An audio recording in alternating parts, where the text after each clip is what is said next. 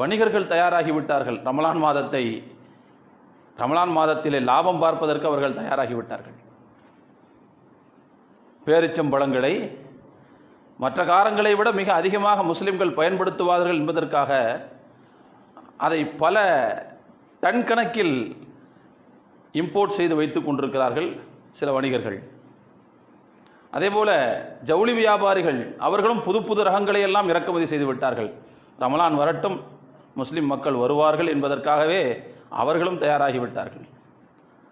தொலைக்காட்சி நிகழ்ச்சி தயாரிப்பாளர்கள் அவர்களும் தயாராகிவிட்டார்கள். ரமலான் மாதத்திலே சில நல்ல செய்திகளை மக்களுடைய காதுகளிலே போடுவோம் என்பதற்காக இப்பொழுதே அவர்கள் நிகழ்ச்சிகளை படப்பிடிப்பு செய்து அவர்களும் தயாராகிவிட்டார்கள். ஆனால் அமல் செய்யக்கூடிய நாம் தான் இன்னும் தயாராகாமல் இருக்கிறோம்.